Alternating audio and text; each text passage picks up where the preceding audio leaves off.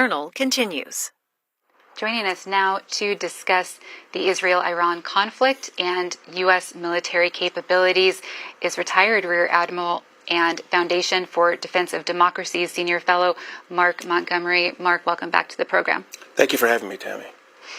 Why don't we start by having you remind our audience about the Foundation for Defense of Democracies. What's the mission? Who do you work with?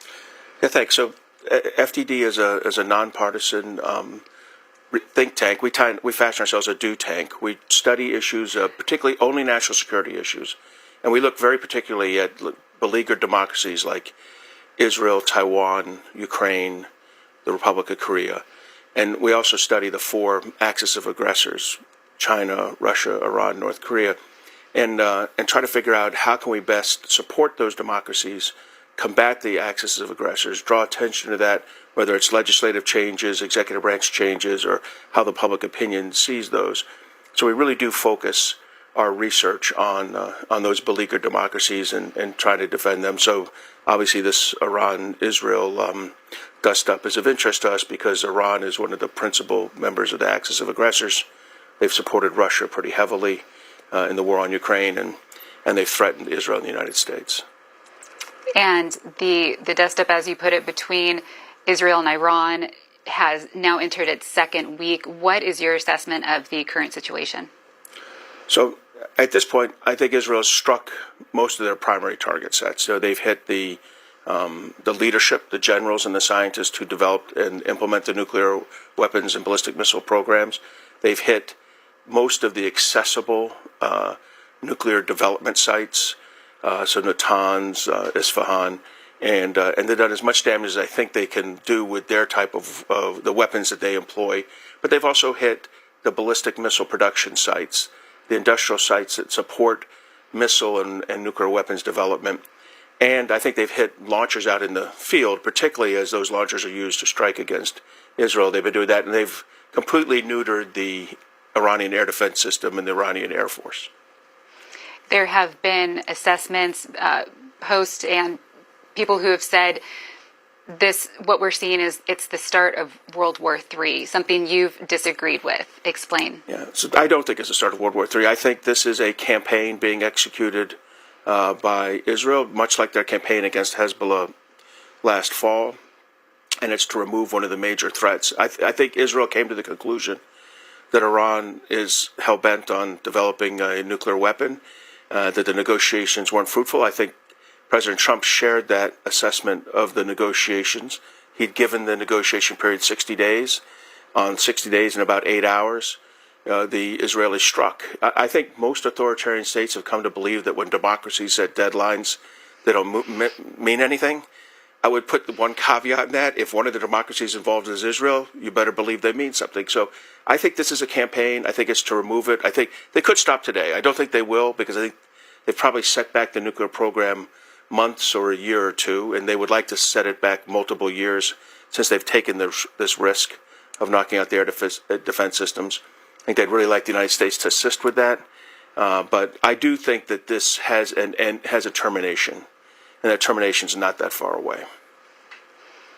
Our guest is former Rear Admiral Mark Montgomery. He's with us for the next 35 minutes or so, talking about the Israel-Iran conflict and U.S. military capabilities. If you have a question or comment for him, you can start calling in now. The lines: Republicans 202-748-8001, Democrats 202-748-8000, and Independents 202-748-8002.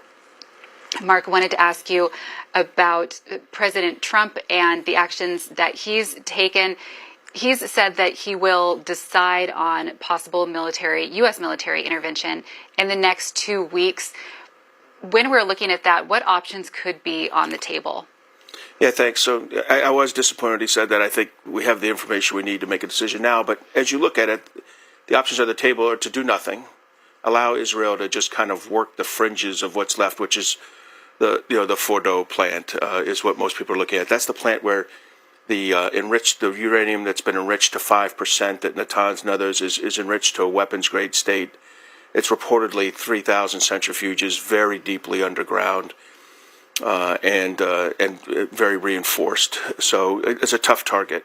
So the first one would be allow Israel to continue to work the margins of that. I think that will set the program back more months, but probably not years.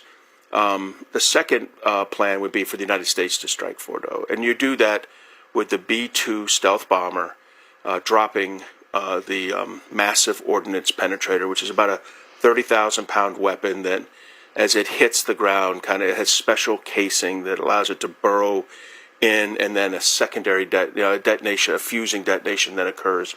If you go on FDD's website, we have a very nice graphic of this that kind of shows it. And then you can put further weapons down that channel that's been burrowed by the first one. So that's kind of how you get a very, very deeply buried target. And it's really the only weapon like it in the world, a conventional weapon like it in the world. So to me, that's the second effort. Really, the president has that stark thing. Either you take action or you don't take action. And I think if you take action, then you have to be prepared for an Iranian response, and there's more things that follow from that. But that's the challenge he faces in 2 weeks. If he doesn't just kick it another 2 weeks, as we've seen him do in the Russia-Ukraine negotiations. You said that you were disappointed in President Trump's decision to put a 2-week possible deadline on this. Explain the pros and cons of waiting versus taking an immediate response. Yeah, and there are both. It should be clear that good people can make either decision and be all right. But if you did the attack now, I think you could bring this to termination. Strike the Fordo plant, flatten it, get some kind of battle damage assessment that says everything in there is destroyed, turn to the Israelis and say, we're done. And at that point, Israel, which is very dependent on the United States for munitions, they're using F-35s and F-15s procured from the United States. The munitions are generally procured from the United States. They would have to stop. That it ends it. And I think that's good in terms of civilian casualties in both Iran and Israel. And sometimes it's hard to understand that actually taking a military action can lead to less casualties, but I think that's the truth in this case. Now, if you wait 2 weeks, you get another type of savings, which is, I would assume, over these 2 weeks, the U.S. is completing its mandatory evacuation of military dependence from Bahrain, from Qatar, from Saudi Arabia and Kuwait, but there's quite a few in Bahrain. They're all out. American expatriates who don't want to be under a potential Iranian counterstrike, they leave. And then we bring in more air defense systems for our troops who can't leave, who are in Iraq, in Bahrain, in Qatar, in Saudi Arabia. So we do provide extra force protection for our forces in that 2 weeks, and I'm confident the Pentagon is aggressively taking advantage of these 2 weeks to do that. So that's kind of your trade space. End it faster, probably less civilian casualties overall. Give yourself 2 weeks so that you can have a better force protection for your military personnel and all the families out. Although I think by now almost all are out. We have callers waiting to talk with you. We'll start with Gabriel in Silver Spring, Maryland, line for Democrats. Good morning, Gabriel. Yeah, thank you. I have a question for this Rear Admiral. Sir, have you ever heard of the Gulf of Tonkin? Have you ever heard of WMD in Iraq? And all this turned out to be false.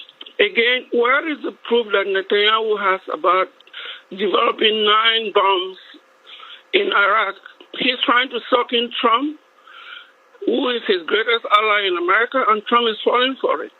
Where is the proof that these people, you're going to bring in America into this war again? Now, everything that has been said in previous times about war in other countries has turned out to be false. And America needs to be very careful the way they listen to Netanyahu, who is a warmonger. He couldn't stop the killing of 1,700 Israeli by these terrorists in Gaza. How come? So I am aware of the Gulf of Tonkin, and I'm aware of the invasion of Iraq. And I'm also aware of, Hitler invading Poland, right? So some things are true, some things are not true. The IAEA, the International Atomic Energy Agency, has been tracking and reporting on Iranian compliance and more recently non-compliance with inspections. Clearly, Iran has an interest in developing a nuclear weapon. They developed the ballistic missiles to deliver that weapon. They've threatened two countries principally: little Satan, that's Israel; big Satan, that's the United States. So I understand why I think Israel particularly feels that if Iran were to get a weapon, the bar for usage by the Iranians against the Jewish state is much lower than any other place in the world. So Netanyahu is taking aggressive action, and the United States, President Trump is correct to support Prime Minister Netanyahu in this attack. So I think this is different than the Gulf of Tonkin. It's different than the invasion of Iraq. It's more akin to actions against Germany in 1941 than Vietnam in 1965. You mentioned troop position in several countries there in the Middle East. What does the current U.S. military presence look like in that area, the surrounding area? And also, what has changed over the past week? What has the U.S. done to possibly increase their presence there?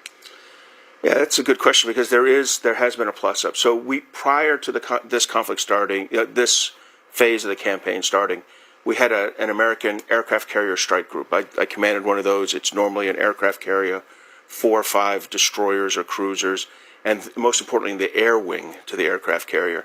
One was here already to deal with the problems with the Houthis in the Red Sea. The Vincent Carrier Strike Group was there, and then there's other disassociated destroyers in the area of the Middle East and potentially submarines. In addition, and then other services. The Air Force has squadrons in Al Udeid, F-35 squadrons, F-15 squadrons that have been plussed up over the last few months. And we had some bomber forces in Diego Garcia. That's kind of the laydown initially. What's happened is we've plussed up forces. The aircraft carrier strike group that was coming in to relieve the one on station, the USS Nimitz, its carrier strike group was accelerated through the Pacific and is going to arrive on station to have 2 aircraft carrier strike groups at the same time. The Army is pulling in more air defense assets, so they have THAAD and Patriot assets spread throughout the Middle East, including a THAAD system in Israel. But the ones I'm talking about are coming more forward to where the U.S. forces are to defend them. And then finally, we keep a small number of destroyers off in the Eastern Mediterranean that could provide ballistic missile defense protection to Israeli cities. They've now been pushed up against, closer to the coast, and they've been supplemented with additional destroyers, so that we have a number of destroyers off the coast in the Eastern Mediterranean, off the coast of Israel. So that's those are the defensive, mostly those are considered defensive assets at this point. If you wanted to strike, you could turn the carrier strike group planes into, they could do a strike mission. The Air Force planes from Al Udeid and Qatar could do a strike mission. But probably most importantly, you have B-2 bombers. Now the B-2 bombers, those pilots could be sleeping in their beds in the Midwest of the United States the night before a strike, take off, conduct a 36-hour mission, probably a lot of no-dos and 5-hour energy, and conduct a mission and come back.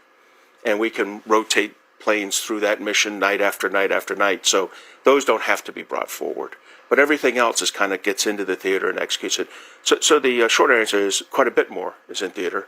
This is why I also think you need to end this. Right? This constant surging of forces into the Middle East over the last 25 years does have an impact on military readiness. There's no doubt about it. We maintained 2 carrier strike groups in the early 2010s in the Middle East, and it broke Navy and Air Force readiness 5 or 6 years later when we couldn't generate forces. So one of the reasons you want to end this problem, set back the Iranian nuclear program, is to stop this kind of build up to do nothing, to actually go complete the execution of the mission. Let's talk with Justin in Florida, Line for Independence. Good morning, Justin. Hi, good morning. Thank you for your service, sir. I want to pick up right where you just left off. I have a three-part technical question. Number one, if the mission is to take out these underground nuclear facilities, do you envision that being a single night operation, or is this a multi-day operation? Question two is, what do you assess the likelihood, regardless of the length, do you assess that the likelihood of that mission and specifically hitting these underground targets with the ordinances that we have to be reasonably likely to succeed? And finally, how do we verify that in a time where propaganda is almost more important than fact? how do we verify the success of the operation and then fight back against the inevitable Iranian propaganda that the operation was not successful? So I'll hang up, and again, thank you for your service. Well, thank you. That's a great question. And I'll try to take them in order. The first part, I imagine it's multi-day. I just think, you'll want to do assessments in between several attacks. And so I imagine that the plan will be for a multi-day attack. Whether it ends up being a multi-day attack depends on the effectiveness of the first strike. The second is, what's the likelihood of success? Look, anyone who tells you they know the answer to that is probably fibbing, right? I mean, you don't know these sorts of things. I think we've done a lot of engineering, a lot of testing, but I also think the Iranians have done a lot. They're a creative defender, so they may have created some perturbations in their defenses that make it harder to get through. So I think it's more likely than not to succeed, but anyone who says they know it will succeed or know it will fail, I think probably doesn't know what they're talking about. And the third is that, how do you assess it? Well, look, we have a pretty good way of measuring seismic activity in that region. We have good ways of, we have very good overhead imagery. We have signals intelligence.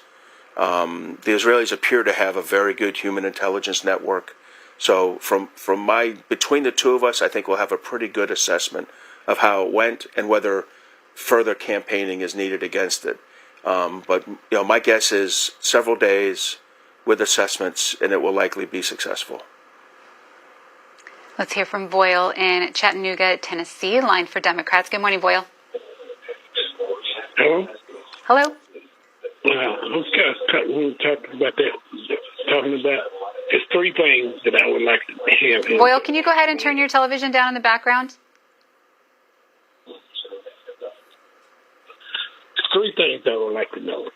That I was going to destroy the DDG, and I would like to know that where's deterrent? Who used to talk about deterrent?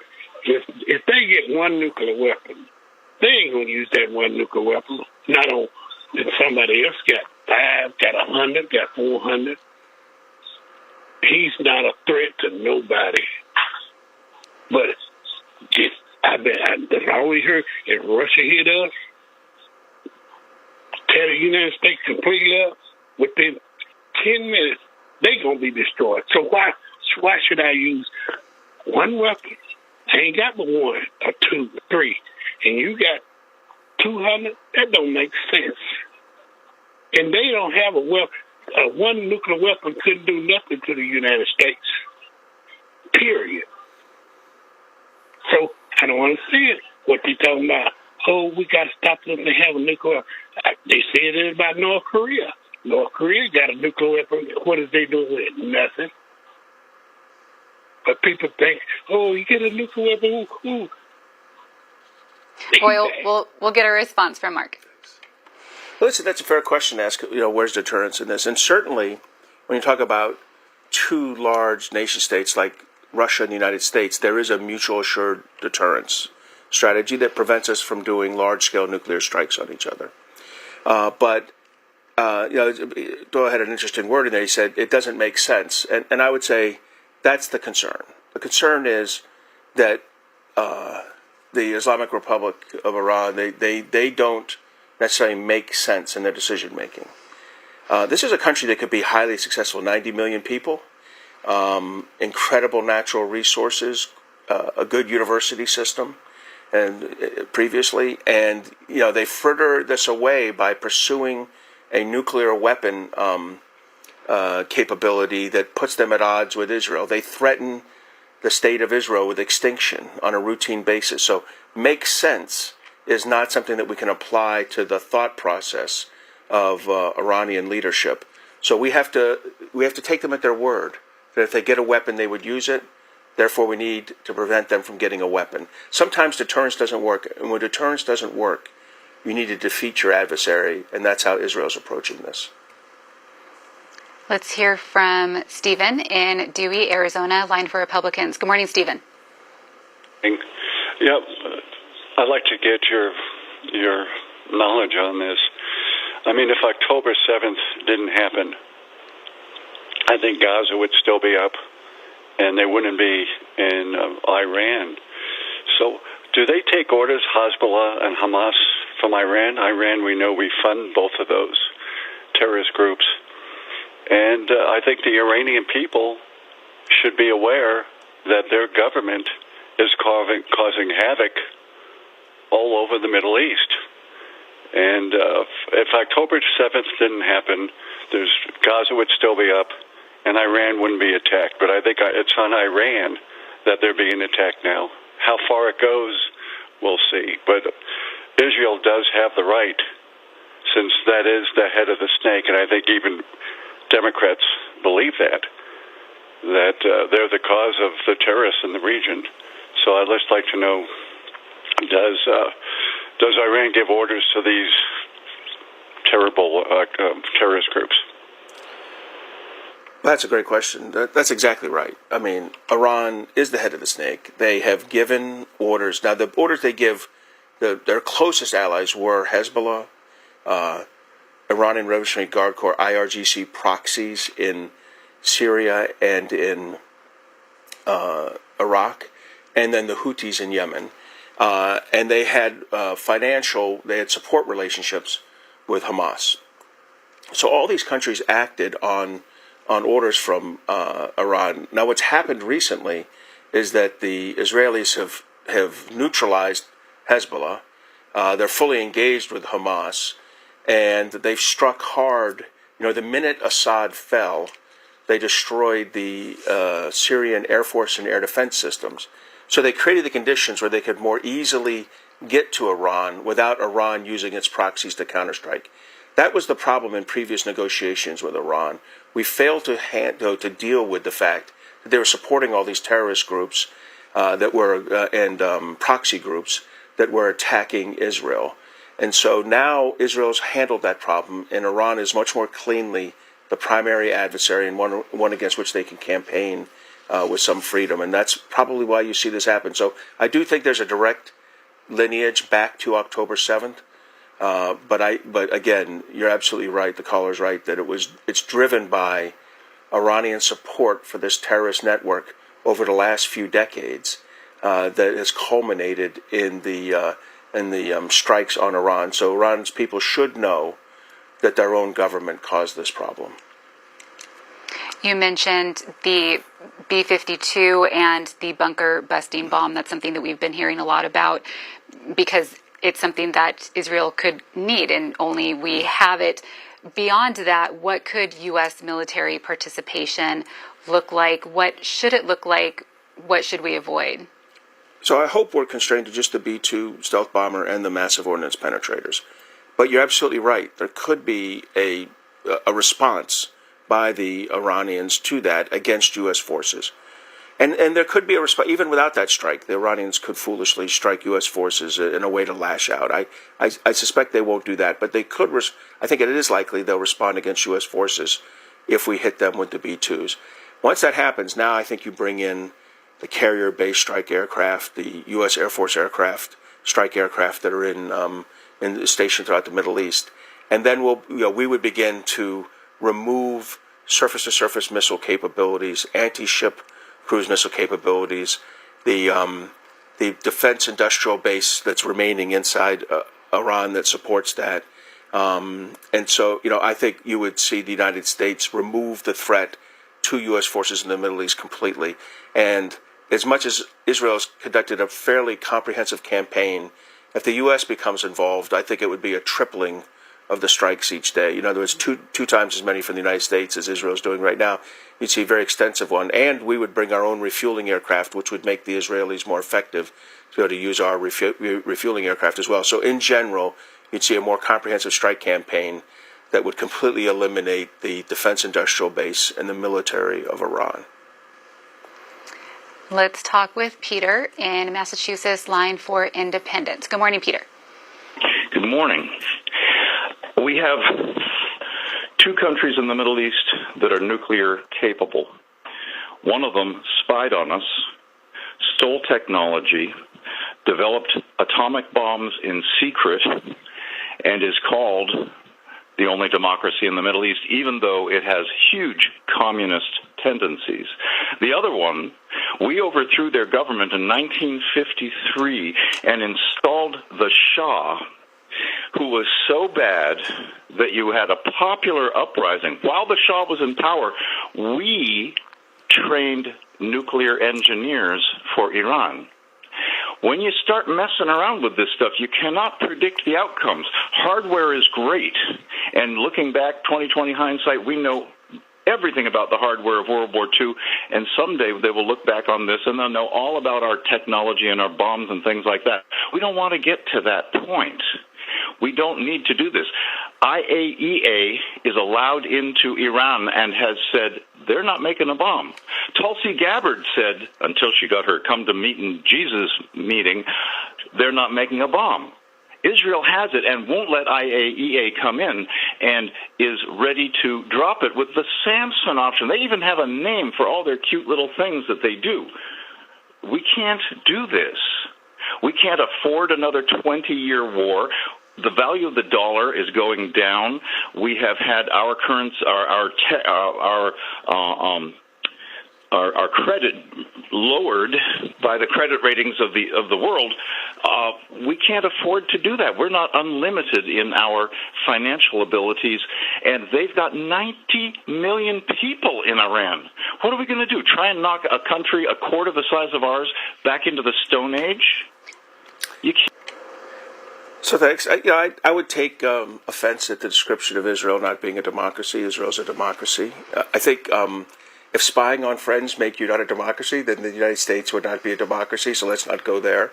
They're a country under siege. They've been fighting, they would say, a 7 or 8 front war. I would say it's really Iran and its proxies against them, but in any case, it comes from every angle. So it's absolutely appropriate for them to be constantly searching for facts about the Iranian program. I agree the United States' involvement in Iran since Kermit Roosevelt in 1953 has not been, did not redound well on our reputation. We handled that poorly.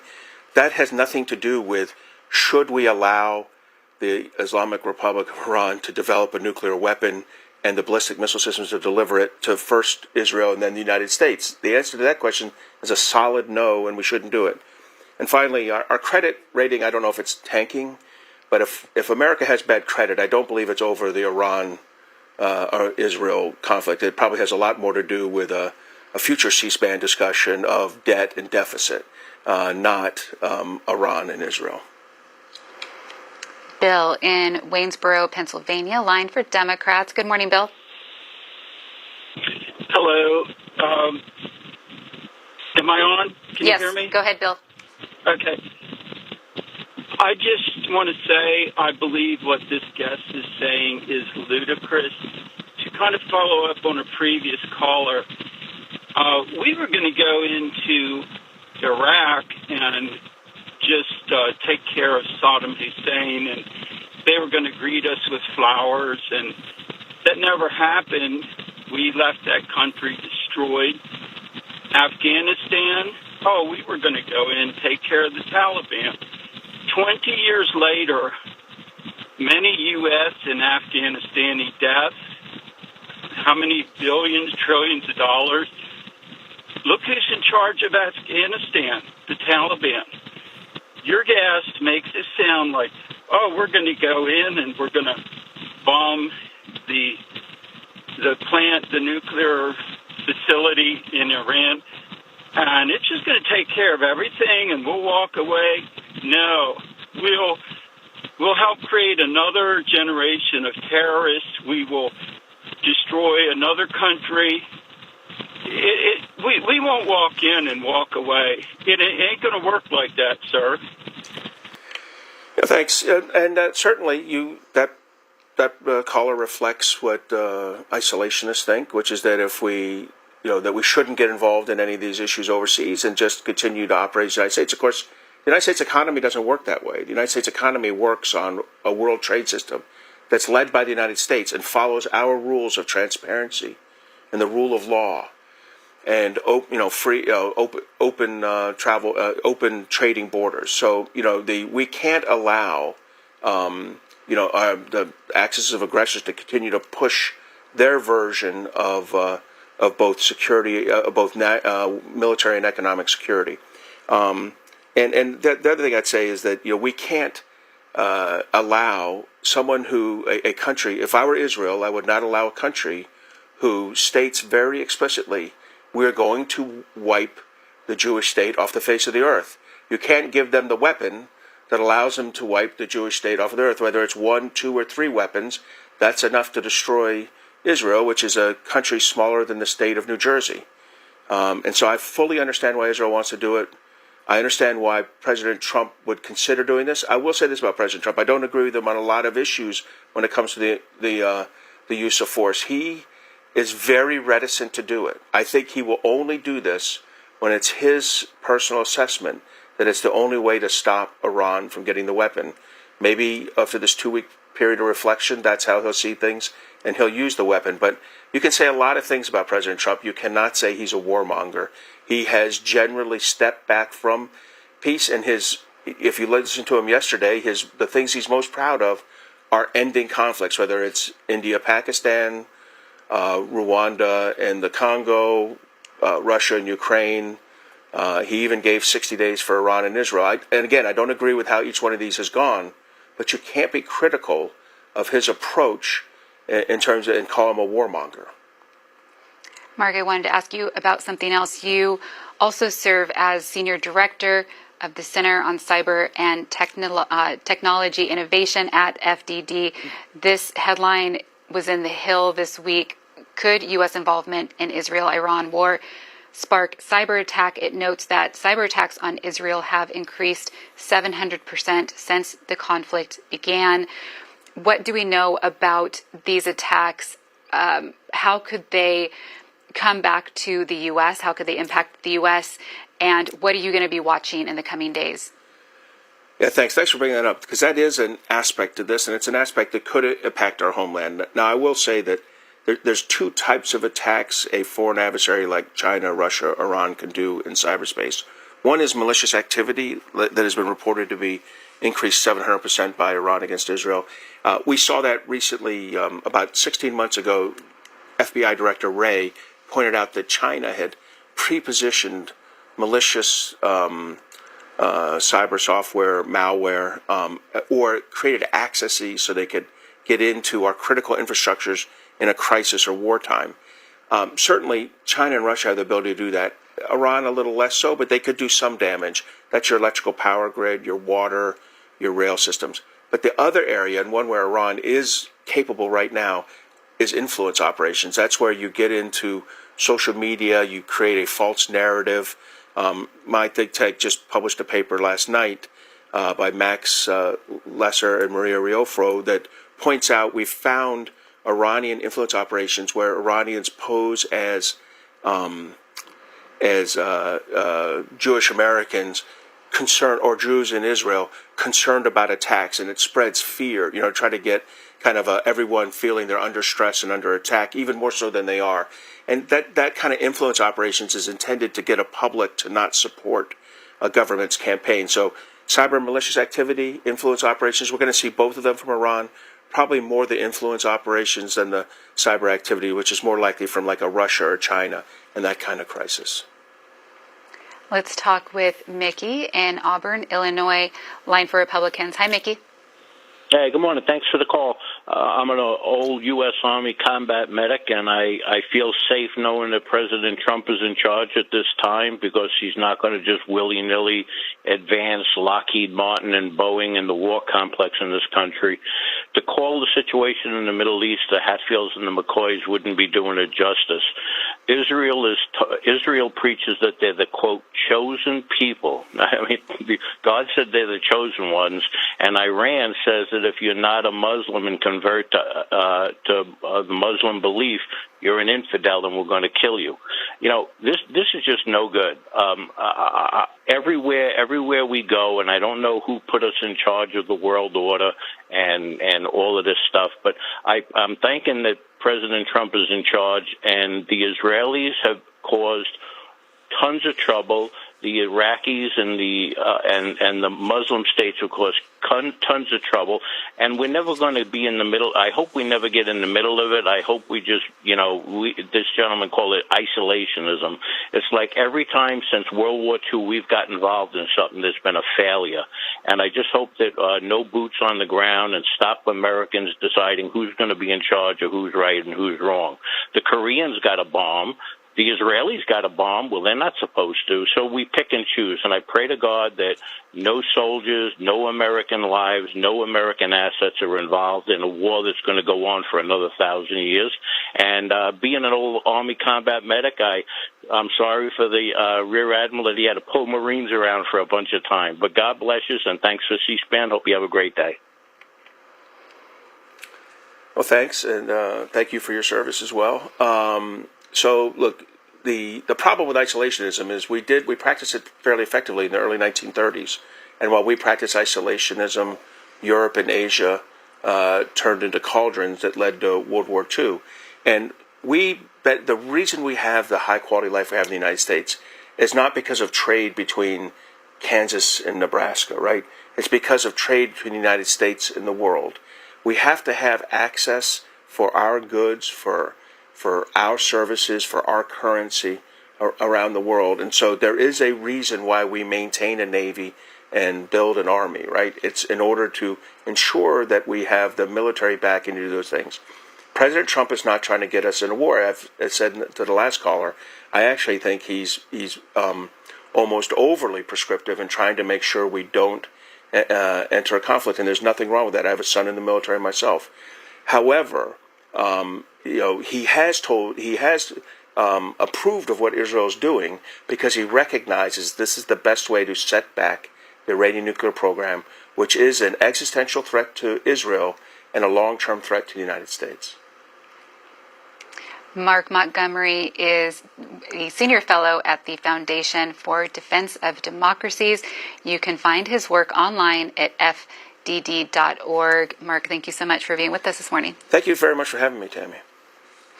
We are wrapping up today's Washington Journal with more of your calls in open forum. You can start calling in now. The line's there on your screen. Republicans 202-748-8001.